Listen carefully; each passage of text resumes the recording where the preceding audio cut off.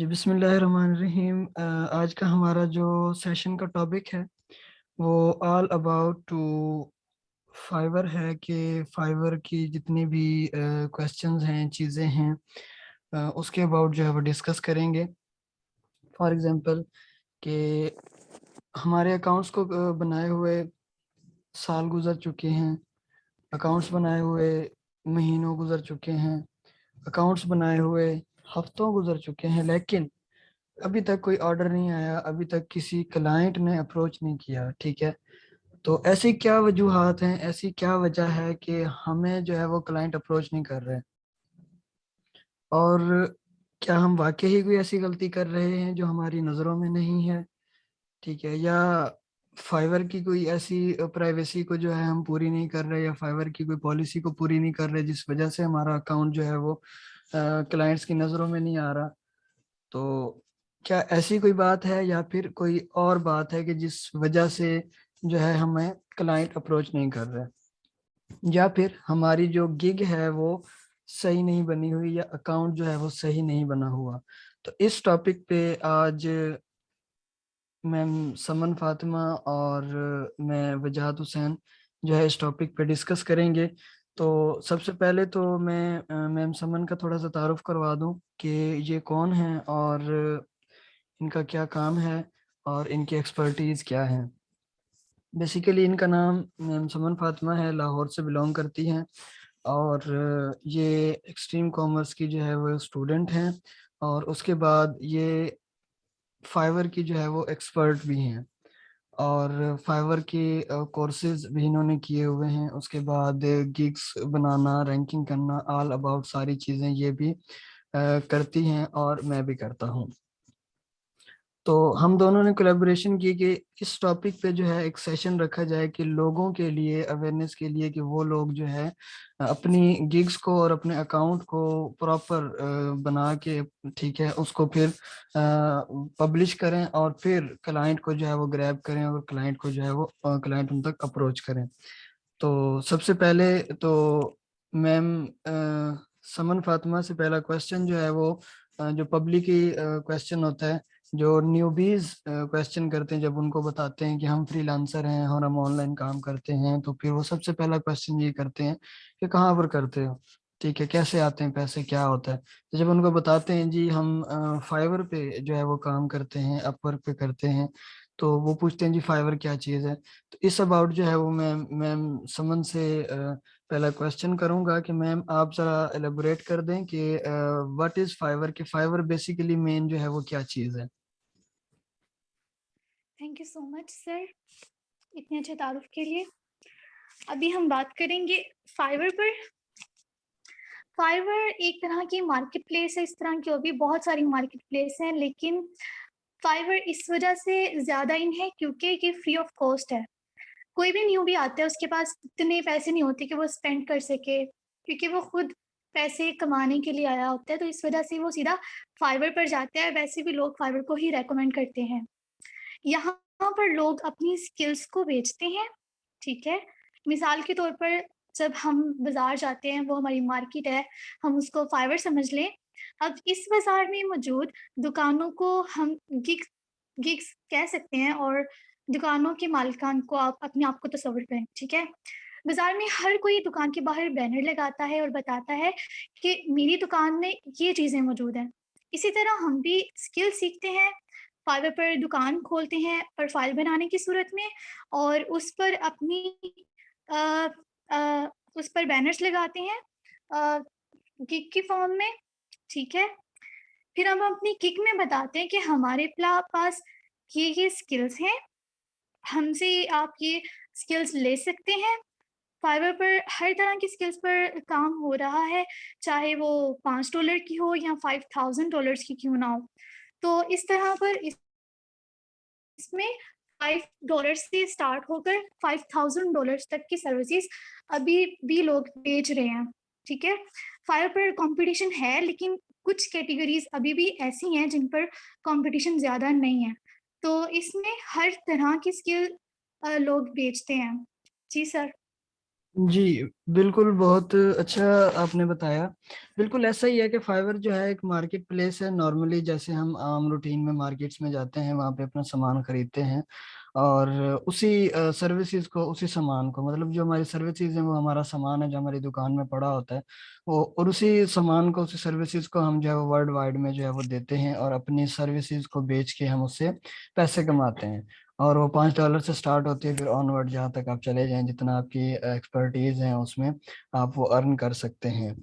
तो बहुत अच्छा आपने जो है वो एलिब्रेट किया। और मैम, दूसरा क्वेश्चन जो पब्लिकली किया जाता है कि सब अकाउंट बना लिया, गिग भी बना ली, लेकिन उसमें जो हमारी पिक्चर्स होती हैं, पिक्चर जो हम गिग पे लगाते हैं जिसको थंबनेल कहा जाता है, ठीक है, पहला इंटरफेस कहा जाता है, तो वो जो है हमारा किस टाइप का होना चाहिए? क्या जो है वो मैटर करती है अच्छी लगानी, या नहीं मैटर करती?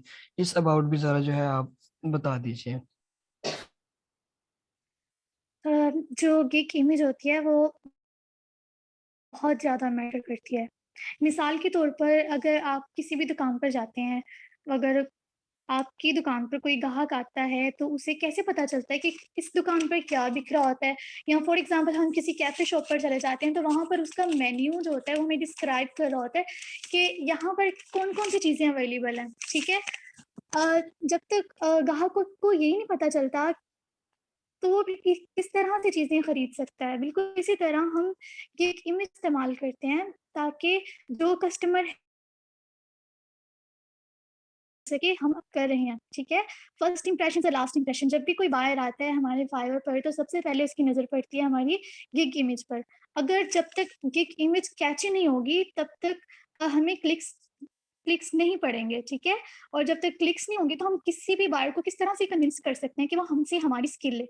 इसी को मद्देनज़र रखते हुए हम अपनी गिग इमेज को ज़्यादा से ज़्यादा अट्रैक्टिव बनाते हैं, ताकि बायर की नज़र हमारी गिग की इमेज पर पड़े और वो क्लिक करे। हमारी इमेज बहुत ज़्यादा कैची होनी चाहिए, उसके लिए आप ब्राइट कलर यूज़ कर सकते हैं, उसके लिए आप उसको और भी कई तरह से अट्रैक्टिव भी बना सकते हैं।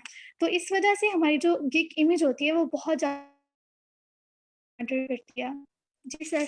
जी, बहुत अच्छे तरीके से आपने बताया। और बीच में एक क्वेश्चन है, मैं उसका आंसर जो है वो करता चलूं कि सर, हमारी जो फील्ड है वीए की, इसका क्या स्कोप है फाइवर पर?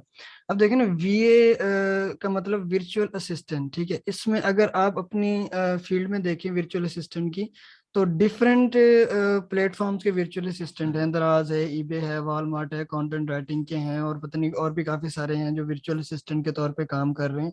इसमें अब सबसे मेन चीज जो है, आप देखते हैं कि आपका जो फील्ड है, फॉर एग्जांपल आपका अमेजोन है या दराज है, तो आप उस फील्ड के अबाउट जो है वो सर्चिंग करें। सर्चिंग करने के बाद रिजल्ट्स देखें कि किन कीवर्ड पे जो है वो रिजल्ट्स कम है, उन पर आप अपनी गिग क्रिएट करें, और फिर आप जो है उसके साथ टाइम स्पेंड करें, ज्यादा से ज्यादा ऑनलाइन रहें, और फिर इंशाल्लाह आपकी जो गिग होगी वो रैंक कर जाएगी।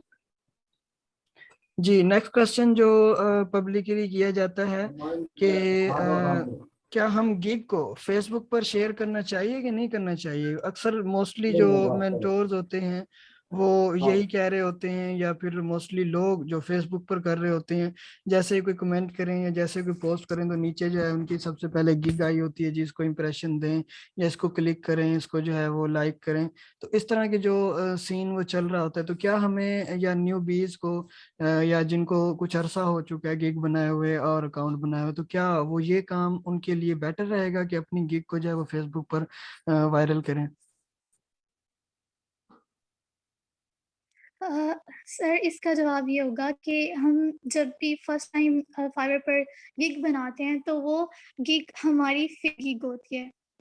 कोई भी न्यू आता है, कोई भी ऐसा बंदा आता है, तो उसकी जो पहली गिग होती है, वो हमेशा फेल्ड गिग होती है, क्योंकि हम पहली दफ़ा में इतने जोश में आ जाते हैं, हमें लगता है कि बस जी गिग बना ली, अब ऑर्डर देंगे। और ऐसा तब होता है जब हमारे पास फाइवर के मतलब कंप्लीट नॉलेज नहीं होती। इस वजह से हर काम को शुरू करने से पहले उसका नॉलेज होना बहुत ज़रूरी है। उसके बाद सीधी टेक्निक्स को यूज़ करना शुरू कर देते हैं, जैसे कि अपनी गिग को फेसबुक ग्रुप्स में शेयर करना।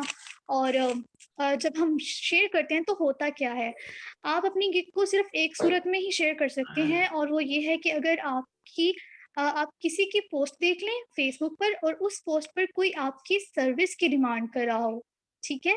तो ऐसे में हम अपनी गिग को शेयर कर सकते हैं।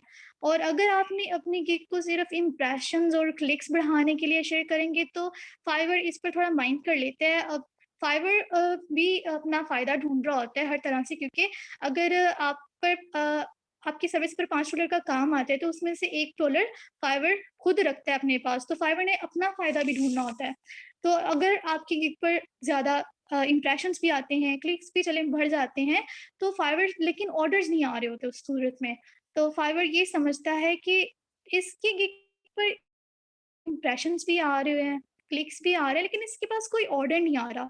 तो वो ये सोचते हैं कि ये कोई क्वालिटी वर्क नहीं ऑफ़र कर रहा। आपकी सर्विसेज़ फाइवर के लिए फ़ायदेमंद नहीं है। फाइवर का एल्गोरिथम इस तरह से काम करता है। तो फाइवर आपकी गिग को रैंक नहीं करने देता। अगर रैंक हो भी जाती है तो आपको फिर काम नहीं मिलता, क्योंकि फाइवर का एल्गोरिथम ये बहुत चीज़ नोटिस करता है। चाहे जो भी मर्ज़ी प्लेटफ़ॉर्म हो, वो अपना फ़ायदा भी ढूँढ रहे होते हैं। इस वज़ह से आप लोगों ने अमूमन देखा होगा कि जिनके पास ऑर्डर्स हैं, वो ही पेज पर रैंक हुए नज़र आ रहे होते हैं। ठीक है? उनके पास ऑर्डर्स भी होते हैं। वो एक क्वालिटी वर्क, उन्होंने इस तरह की टेक्निक्स को यूज़ नहीं किया होता जो बिल्कुल फ़ेक होती हैं, और वैसे भी इस तरह की टेक्निक्स को यूज़ नहीं करना चाहिए। आपको कंप्लीट नॉलेज होना बहुत ज़रूरी है। जी सर, ये था मेरा जवाब।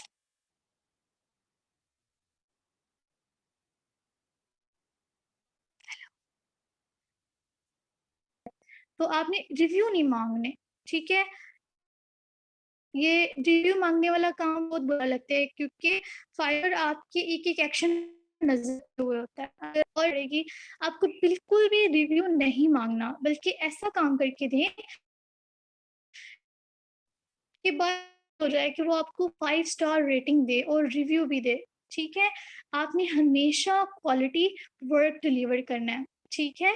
इसके अलावा बहुत सारे लोग ये भी पूछते हैं कि हमें $5 से काम करना चाहिए या नहीं करना चाहिए। तो इसका शॉर्ट सा आंसर यही होगा कि $5 में ऑफ़र आप कर सकते हैं, लेकिन आपकी सर्विसेज़ या कैटेगरी के लोग जो आप ही जैसी स्किल्स ऑफ़र कर रहे होंगे, अगर इनके पास $5 है तो आप भी $5 ऑफ़र कर सकते हैं। आपने दूसरे लोगों को देखना है कि वो किस-किस प्राइस में ऑफ़र कर रहे हैं अपनी सर्विसेज़ को।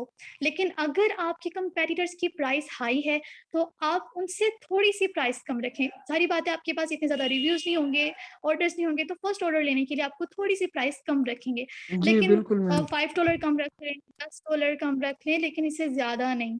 जी, बिल्कुल। और उसके बाद जी क्वेश्चन है कि if our gig is ranked on first page but no order then क्या करें? देखिए, अगर आपकी गिग पहले पेज पे रैंक हो चुकी है और ऑर्डर नहीं आ रहा, तो उसमें आप ये देखें कि आपको जो बायर रिक्वेस्ट आ रही हैं वो आप पूरी कर रहे हैं या नहीं कर रहे हैं। क्योंकि जितना ज़्यादा आप ऑनलाइन रहेंगे, आपको उतनी ज़्यादा बायर रिक्वेस्ट आएँगी। उस बायर रिक्वेस्ट पे जो है फिर आपको अमेज़न सॉरी फाइवर जो है वो आपको क्या करता है कि आपको देखता है कि ये बंदा जो है वो एक्टिव है कि नहीं है, ये मेरे सारे फंक्शंस को यूज़ कर रहा है या नहीं कर रहा, कि या जस्ट इसने एक्टिव रख के या इसको ऑन करके ही ये बैठा हुआ है और इस पे कोई काम नहीं कर रहा। बाज़ औक़ात होता है ना कि जैसे हम फाइवर यूज़ कर रहे हो या अमेज़न यूज़ कर रहे हो, तो वो हमें कह रहा होता है कि आर यू अ रोबोट और ह्यूमन, ठीक है? इस तरह की कहानी भी वो बाज़ औक़ात जो है वो ऐड कर देता है कि इस वजह से भी ऑर्डर जो है वो नहीं आ रहे होते, जो डेली एक्टिव भी है और बायर रिक्वेस्ट भी कर रहे हैं और उसके बाद जो है वो टाइम भी प्रॉपर फाइवर को दे रहा है, देन जो है फिर फाइवर आपके हक में जो है वो ऑर्डर देता है। और उसमें आपने जो है वो ये भी गौर करना होता है, मद्देनजर रखना होता है आपने कि आपके जो कीवर्ड्स हैं लिस्टिंग में हैं या सर्च टैग में हैं या फिर उसके बाद जो है आपके टाइटल में है, उसका भी आपने मेन फोकस रखना है कि वो आपके जो है वो हाईली रैंक्ड हो, ना कि जो है लोअर, जो कि रिजल्ट बहुत ज़्यादा हो और उस पर जो है वो गिग्स बहुत ज़्यादा हो। ठीक है, उसके बाद जी नेक्स्ट क्वेश्चन जो कि मैम किया जाता है लोगों की तरफ से कि कैटेगरी जो है वो किस तरह से सिलेक्ट करनी चाहिए हमें? क्या कैटेगरी की सिलेक्ट करने में भी कोई प्रॉब्लम हो जाती है बाज़ औक़ात कि हम गिग बना रहे होते हैं, फॉर एग्जांपल हमने गिग बनाई प्रोडक्ट रिसर्च की और कैटेगरी जो है हम कोई और लगा बैठे हैं और उसके भी कोई असरात होते हैं हमारे ऑर्डर्स पे और गिग्स रैंकिंग में?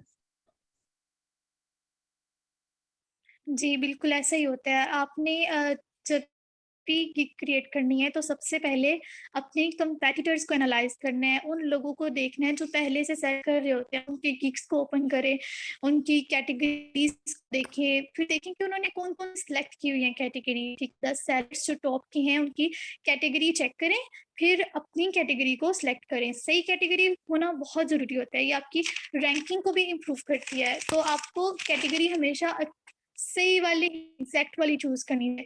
आपको कैटेगरी अच्छी तरह से देखकर सेलेक्ट करनी चाहिए। जी जी, सर। बहुत अच्छी बात कही कि अब जैसे कैटेगरी हमारी हमने ग्राफिक डिजाइनिंग लगा दी है, जी हाँ मुझे वो आती है। फॉर एग्जांपल अब आपको बहुत सारी स्किल्स आती हैं, लेकिन आप गिग बना रहे हो सिर्फ एक स्किल के अबाउट। आपने देखा जी ये सारी की सारी स्किल मुझे आती हैं, उसमें से आपने वो सारी सेलेक्ट कर दी हैं। वैसे वो ज्यादा होती नहीं है, 3 से 4 कैटेगरीज सिलेक्ट होती हैं, लेकिन आपने जो दूसरी हैं रिलेटेड जो है उसको सिलेक्ट नहीं किया, कोई और सिलेक्ट कर दिया, तो वो भी आपके लिए जो है वो प्रॉब्लम क्रिएट कर सकती है। तो गिग बनाते वक्त या आपकी गिग्स हैं तो उनमें आप इन चीज़ों को जो है वो देखें कि जिस वजह से आपको ऑर्डर्स या फिर इस जिस वजह से आपको जो है वो क्लाइंट अप्रोच नहीं कर रहे हैं।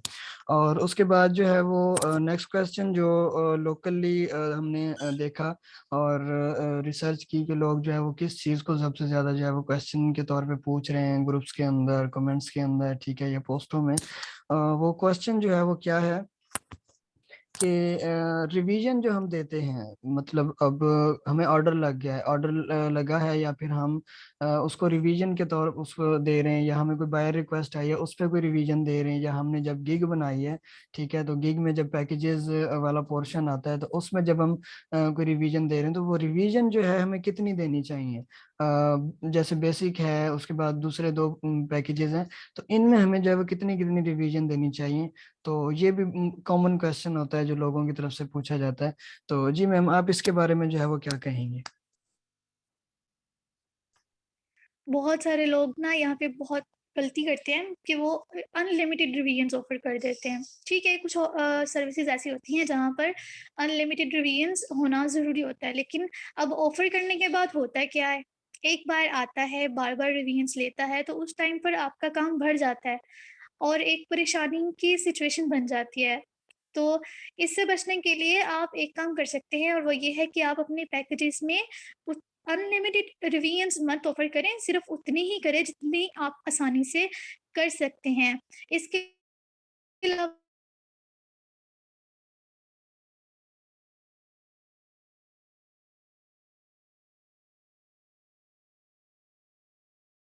इससे क्या होगा कि अगर आपसे एक्स्ट्रा रिवीजन्स माँगेगा भी, तो वो खुद शर्म फ़ील करेगा कि मैं इससे कितना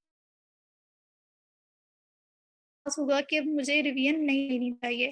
तो इस वज़ह से आपको रिवीजन्स जो हैं सोच समझ के सेट करनी चाहिए। जी, इसमें अब नेक्स्ट क्वेश्चन जो है वो मोहम्मद जुनैद की तरफ से ये क्वेश्चन कर रहे हैं, अच्छी बात है।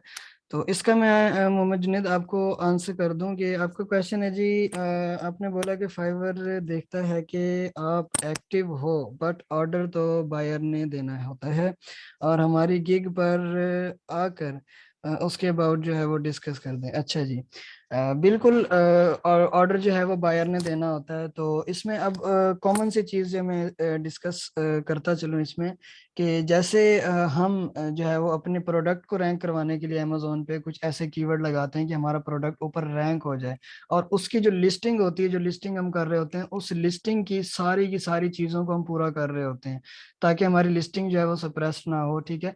इस तरह का कोई भी सीन ना हो कि हम कोई भी गलती ऐसी ना कर जाएं कि अमेजोन जो है हमारी लिस्टिंग को रोक दे या फ्रीज कर दे, ठीक है। सेम इसी तरह जब हम फाइवर के अंदर जब वो कह रहा है जी आप 3 पिक्चर लगाओ, हमने 3 पिक्चर लगा ली, ठीक है, और उसके बाद फाइवर कहता है एक वीडियो भी अपलोड करो आप अपने काम के अबाउट, ठीक है। अगर आपने वर्चुअल असिस्टेंट का कोई गिग बनाई है तो आप अपनी टीम दिखाएं, ठीक है। मोस्टली आजकल जो ट्रेंड चल रहा है वो क्या चल रहा है कि लोग वर्चुअल असिस्टेंट तो देखते हैं, लेकिन ये भी साथ में देखते हैं कि उसकी टीम है या नहीं है। आप टीम के अबाउट जो है वो थोड़ी सी वीडियो बना लें, 50 सेकंड की या 1 मिनट की, ठीक है। तो उसको बनाने के बाद आप अपना पोर्टफोलियो उसमें ऐड करें। पोर्टफोलियो ऐड करने के बाद आपकी जो डिस्क्रिप्शन है, उस डिस्क्रिप्शन को इस तरीके से खूबसूरत बनाएं कि जो है वो उसमें भी पढ़ने वाले को भी मजा आ रहा हो कि ये क्या उसने लिखा हुआ है। उसके बाद जो आपकी अपनी प्रोफाइल की डिस्क्रिप्शन है उसको बेटर तरीके से बनाएं। फिर डिपेंड करता है, मैटर करता है आपकी पिक्चर। पिक्चर की जो हम होते हैं मोस्टली कैनवा पे हम बनाते हैं, क्योंकि पैसे हम कभी खर्च नहीं करना जो है हमें गवारा नहीं होता कि थोड़ा सा पैसे खर्च करके किसी प्रोफेशनल से कोई जो है वो थंबनेल बनवा लें। ठीक है, तो ये मेन चीजें होती है कि जब हम अपनी 3 पिक्चरें पूरी लगाएंगे, एक वीडियो, 2 वीडियो जो है हम पूरी लगाएंगे और 2 जो हमारे पोर्टफोलियोज हैं वो हम लगाएंगे। ठीक है, अपने डॉक्यूमेंट्स लगाएंगे, एक पोर्टफोलियो लगा दें, दूसरा जो है आप अपने डॉक्यूमेंट लगाएं कि आपने कौन कौन से जो है वो काम किए हैं और कहाँ कहाँ से आपने सर्टिफिकेशन दी हुई है, वो आप लगाएं। उसके बाद देखें कि जैसे आपके इंप्रेशन बढ़ रहे हैं, क्लिक्स बढ़ रहे हैं, तो क्लिक्स बढ़ रहे हैं तो वो आपकी गिग को जो है वो विजिट कर रहे हैं। जब उसने आके गिग को विजिट किया है, अंदर पता चला है जी एक पिक्चर लगी हुई है, ठीक है, अंदर पता चला है जी एक टाइटल है, उसके बाद पता चला है जी जो है वो नीचे डिस्क्रिप्शन है और ऑल ओवर, बस इसके बाद जो है कुछ नहीं है। तो फिर वो क्या करते हैं, देखते हैं कि ये अभी न्यू है, इसको पता नहीं है कि ये चीजें जो है वो मैनेज कैसे करनी, हो सकता है ये हमारा काम जो है वो बिगाड़ दे या खराब कर दे। अच्छा जी, दूसरा सेकंड लास्ट क्वेश्चन के ऑनलाइन रहना जो है वो कितना जरूरी है मैम गिग को बनाने के बाद? मोस्टली लोग यही करते हैं कि जैसे गिग बनाई वो कहते हैं जी रात को 2 घंटे ऑनलाइन रह लें काफी होता है, क्योंकि वहाँ यूएसए होता है, यूएसए में जो है वो रात होती है और रात में जो है वो लोग उठते हैं, तो उस टाइम में हम लोग ऑनलाइन रहें तो ये हमारे लिए काफी है, ना कि सारा दिन ऑनलाइन रहें। तो ये आप बता दें कि ऑनलाइन रहना जो है वो कितना मैटर करता है इसमें? ऑनलाइन रहना उतना ही ज़रूरी है जितना एक दुकानदार का अपनी दुकान पर रहना ज़रूरी है। अगर वो दुकान बंद रखेगा तो उसकी दुकान पर ग्राहक नहीं आएँगे। आप जब तक ऑनलाइन रहते हैं तब तक आपकी गिग भी रैंक भी होती है, विज़िबल भी होती है बायर्स को, क्योंकि फाइवर को लगता है कि ये इंसान सीरियस है अपने काम के मामले में, तो वो इसको अपने लिए फ़ायदेमंद समझता है, क्योंकि आपके पास काम आएगा तो उसमें से ये होता है कि जब कोई भी बार आता है तो वो ऑनलाइन वाले पोर्शन में आप देखेंगे राइट कॉर्नर में उसको ओपन करता है और ऐसे सेलर्स ढूंढता है जो ऑनलाइन होते हैं। तो ऐसे केस में आपको ऑर्डर्स मिलने के चांसेस ज़्यादा हो जाते हैं। इसीलिए शुरू शुरू के दिनों में आप जब भी किक बनाते हैं तो ऑनलाइन रहना बहुत ज़्यादा ज़रूरी होता है। जी। एंड लास्ट क्वेश्चन कि फाइवर पर जो है वो 7 गिग बना सकते हैं, एंड फाइवर से स्टार्ट लेते हुए कितनी जो है हमें गिग्स बनानी चाहिए? कि मतलब अब हम जैसे ही फाइवर पे आए हैं और न्यू बीज हैं, जैसे कोर्स कंप्लीट किया या किसी भी कोई भी कोर्स जो हमने कंप्लीट किया उसके बाद हमने गिग बनाई है, तो स्टार्ट में ही क्या हमें 7 गिग्स बनानी चाहिए, या स्टार्ट में जो है पहले 1 गिग बनाए उसको रैंक करवा लें, ऑर्डर ले लें, फिर दूसरी बनाएं, फिर इस तरीके से, या फिर कुछ चंद गिग्स बनाएं? ठीक है, तो इस अबाउट जो है आप बता दें कि जैसे ही हम स्टार्ट करें तो क्या करना चाहिए हमें? सबसे पहले जब भी आप किसी ऐसे इंसान से मिलते हैं जो फ्रीलांसिंग से पैसे बना रहा होता है, तो वो सबसे पहले आपको कि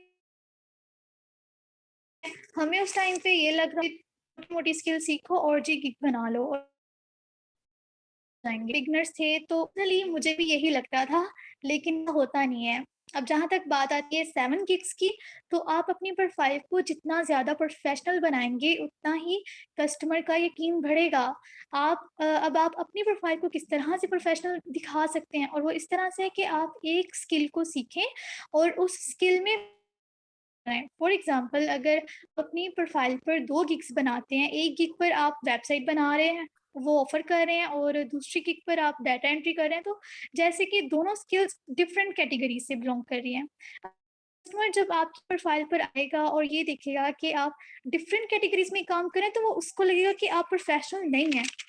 वो वो आपकी सर्विसेज़ पर ज़्यादा भरोसा नहीं कर सकेगा, तो हो सकता है कि वो ये चीज़ देखकर ही आपको ऑर्डर भी ना दे। मेरा ये मानना है कि आप एक अच्छी और मुकम्मल स्किल सीखें और एक ही कैटेगरी में रहकर काम करें। फॉर एग्ज़ाम्पल अमेज़न पर काम कर रहे हैं, तो आप गिग ऑफ़र करें जो अमेज़न रिलेटेड हो, जैसे सोर्सिंग हो गया, अमेज़न वीए हो गया, तो ये बायर्स को लगेगा है, इससे अच्छा इम्पैक्ट पड़ता है। 7 गिग्स बनाएँ, लेकिन ऐसी गिग्स बनाएँ जो एक-दूसरे से रिलेट कर रही हों, एक ही कैटेगरी में रह के।